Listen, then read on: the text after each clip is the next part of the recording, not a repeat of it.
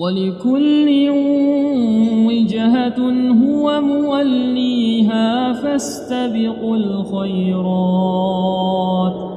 أينما تكونوا يأت بكم الله جميعا إن الله على كل شيء قدير. Assalamualaikum warahmatullahi wabarakatuh dan salam sejahtera, syukur Alhamdulillah. Terima kasih kepada korang semua yang hadir menonton dalam kisah seram alam jin. Macam biasa, kita doakan saudara Islam kita di Palestin semoga dipermudahkan urusan, mendapat kebebasan dan kemenangan yang besar oleh Allah Subhanahu Wa Taala. Saya mohon maaf banyak-banyak malam ini sebab malam ini saya kurang sihat, saya demam.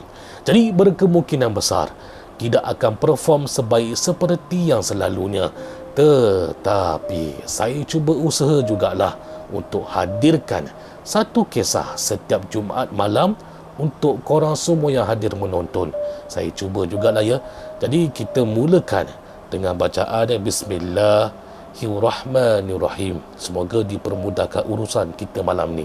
Pengirim untuk kisah pendek malam ini dikenali dengan nama samaran sebagai Boy. Boy tinggal di kampung Tut yang terletak di daerah Kubang Gadung, Pasir Mas, Kelantan. Jadi bagi sesiapa yang orang Kelantan di sini, minta alert ya. Mungkin ada di antara kalian semua yang tahu di mana kejadian ini berlaku. Daerah Kubang Gudang, Pasir Mas, Kelantan. Saya rasa saya tak pernah sampai lagi daerah ni. Korang pernah sampai ke tempat ni? Masa tu Boy baru saja berumur 14 tahun, iaitu tahun 2017 katanya lah, tahun 2017. Dia ni sering pergi ke surau bersama dengan kawan-kawan dia. Memang dia sudah dididik oleh mak bapak dia supaya setiap kali masuk waktu solat, pergilah berjemaah di surau. Kalau tak dapat setiap waktu pun, ambillah waktu malam sahaja. Bermaksud waktu maghrib dan isyak, Boy pasti akan solat berjemaah di surau. Ini adalah didikan daripada mak dan bapak dia. Bagus Boy ni. Itu pun sebab ada kawan-kawan. Kalau tak ada kawan-kawan, berat juga hati dia nak pergi seorang-seorang. Sebab yang lain dekat surau tu semuanya orang-orang tuek. Jadi mengharapkan kawan je lah dekat surau tu untuk diajak bersembang. Perjalanan daripada rumah ke surau taklah jauh. Lebih kurang dalam 400, 300 meter, 500 meter macam tu. Jadi memandangkan tak berapa jauh sangat, Boy memang dah biasa sangat jalan kaki. Lagipun lampu jalan pun ada, terang benderang sepanjang laluan nak pergi ulang-alik ke surau dengan rumah. Nak dijadikan cerita, pada satu malam ayah Boy tak dapat pergi ke surau sebab kurang sihat. Jadi malam tu Boy terpaksalah pergi ke surau seorang-seorang. Kebetulan senja tu memang nampak awan macam nak hujan. Jadi Boy pun bawalah payung siap-siap.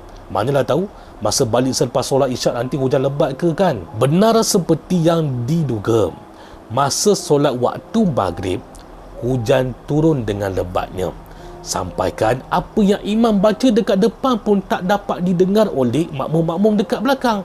Dipendekkan cerita lagi, hujan dekat luar masih tengah lebat tau.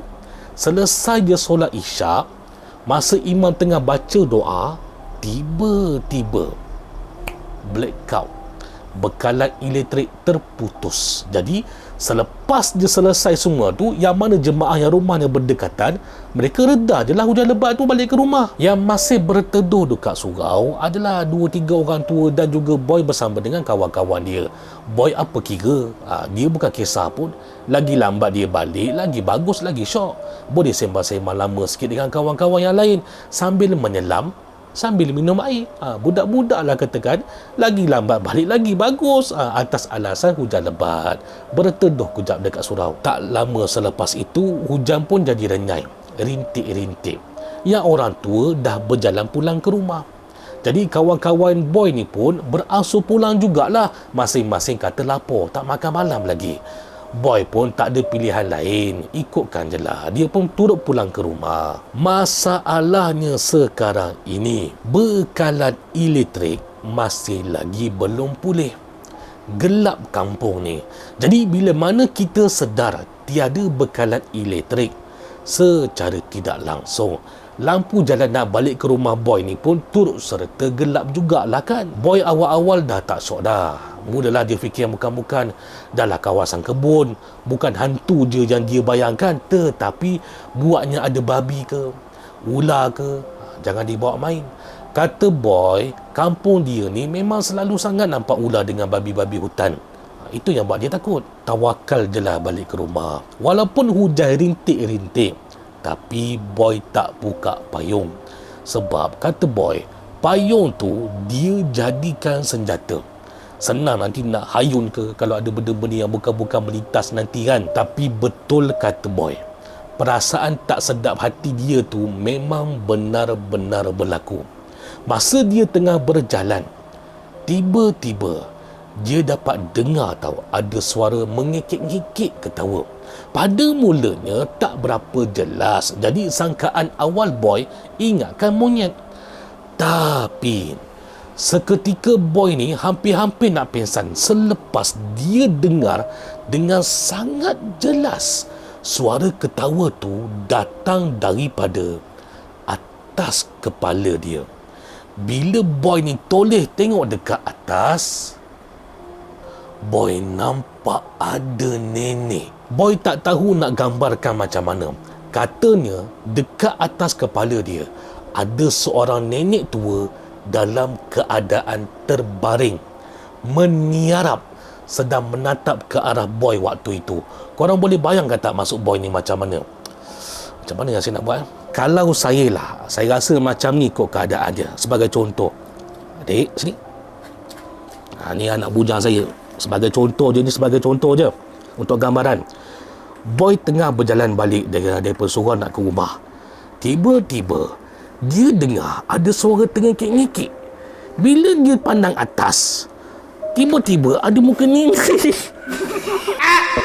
Kalau saya lah, saya rasa keadaan tu macam ni. Ini sebagai contoh je. Adik, macam ni.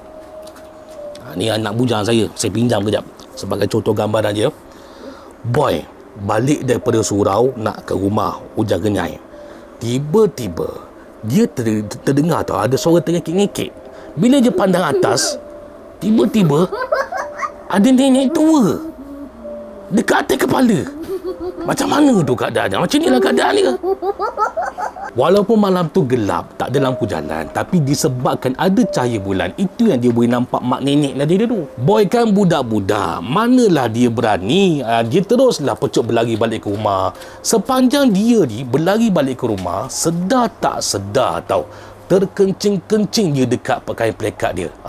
Dengan payungnya tak tahulah dia campak ke mana. Tahu-tahu je payung dekat tangan dah tak ada. Sampai di rumah, boy terus langgar pintu depan. Habis terkopak ensel pintu. Dia bukan nampak sangat pun pintu waktu tu gelap, tak ada elektrik. Maklumlah, kata boy, rumah kampung waktu tu, rumah dia ni pintu kayu yang murah-murah je. Tak mampu nak beli pintu yang mahal-mahal.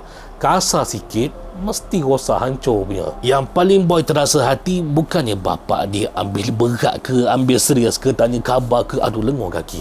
Bukannya ambil berat. Boy, kenapa ni? Bukannya macam tu. Ini siap boleh gelarkan lagi. Tapi Alhamdulillah, gangguan tu hanya sekadar gangguan yang biasa-biasa je. Tak berlarutan. Mungkin masa tu kebetulan sahajalah benda tu tengah fly. Boy pula tengah jalan sorang-sorang. Apa lagi ambil peluang lah benda tu nak menyangkat keimanan seorang budak remaja ni. Kan, manalah tahu, semua boleh jadi dekat dunia ni atas izin dan kehendak Allah Subhanahu Wa Taala juga. Kun fayakun. Jadilah. Itulah kisah pendek daripada pengirim yang bernama Boy. Aduh, sakitlah urat-urat ni. Sakit lutut-lutut ni. Demam urat aku dah gagak ni, wallahu alam. Boy ni berasal daripada Kubang Gadung, Pasir Mas, Kelantan. Saya tak pernah sampai lagi tempat ni. Korang pernah sampai ke Kubang Gadung ni? Terima kasih banyak-banyak kepada Boy atas kesudian berkongsikan kepada kita semua pengalaman beliau. Semoga pengalaman Boy ini serba sedikit memberi hiburan seram untuk kita semua malam ini. Yang baik kita jadikan ikutan, manakala yang kurang baik itu kita hindarkan jauh-jauh. Benar atau tidak kisah ni, anggap je lah hiburan seram semata-mata. Terima kasih banyak-banyak kepada saudara Boy, nama samaran. Sekali lagi saya nak mohon maaf banyak-banyak atas kekurangan persembahan saya malam ni sebab saya kurang sihat. Saya cubalah yang terbaik untuk korang semua. Jangan lupa untuk tekan button subscribe, share dan juga like. Semoga hiburan seram malam ini dapat dikongsikan dengan penonton yang lain. InsyaAllah, atas izin Allah SWT, kita akan bersua. Kita akan bersandar kembali dengan kisah seram daripada pengirim yang seterusnya di dalam Kisah Seram Alam Jin. Assalamualaikum warahmatullahi wabarakatuh. Semput saya. Terima kasih banyak-banyak. A'udzu billahi minasy syaithanir rajim. Wa nunazzilu minal qur'ani ma huwa shifaa'un wa rahmatun lil ولا يزيد الظالمين إلا خسارا